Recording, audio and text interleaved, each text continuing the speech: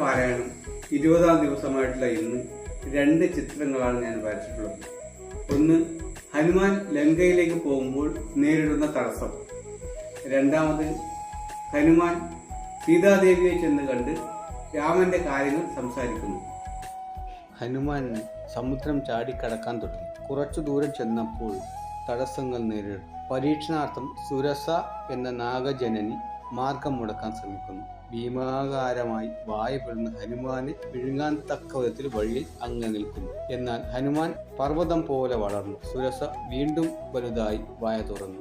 ഈ സമയം ഹനുമാൻ വളരെ ചെറുതായി വായിലൂടെ കടന്ന് ചെവിയുടെ പുറത്തു കടന്നു. നാഗജനനിയോട് വന്ദനം പറഞ്ഞ് ലങ്ക ലക്ഷ്യമാക്കി പറന്നു. ലങ്കയുടെ സമീപം എത്തുമ്പോൾ തന്നെ ആരും കാണാതിരിക്കാൻ വളരെ ചെറുതായിരുന്നു. ഈ സമയം ലങ്ക കവാടത്തിൽ ലങ്കാലക്ഷ്മി കാവലിരിക്കുന്നുണ്ടായിരുന്നു. അനുവാദമില്ലാതെ വന്ന ഹനുമാനെ ലങ്കാലക്ഷ്മി തടഞ്ഞു ഒരടിയും വെച്ചു കൊടുത്തു. എന്നാൽ ഹനുമാൻ തിരിച്ചടിച്ചപ്പോൾ ലക്ഷ്മി നിലംപതിച്ചു.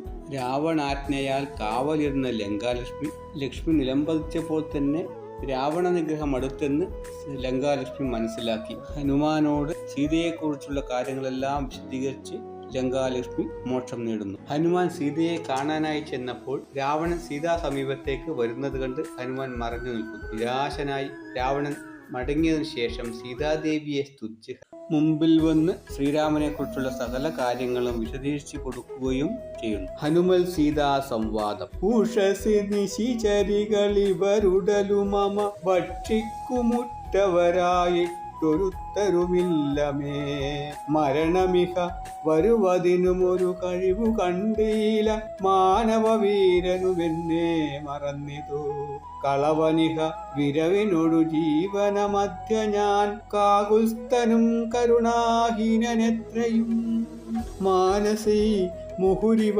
പലതുമോർത്തു സന്താപേന മന്ദമന്ദമെഴുന്നേറ്റു നിന്നാകുലാൽ തരളതര ഹൃദയമൊടു ഭർത്തരാമോർത്തോർത്തു താണു കിടന്നോരു ശിംശിപാശാഖയും സഭയപരവശതരള മാലംബ്യബാഷ്പവും സന്തതം വാർത്തുവിലാപം തുടങ്ങിനാൾ പവനസുതനിവ ഫലവുമാലോക്യ മാനസേ പാർത്തു പതുക്കെ പറഞ്ഞു തുടങ്ങിനാൻ.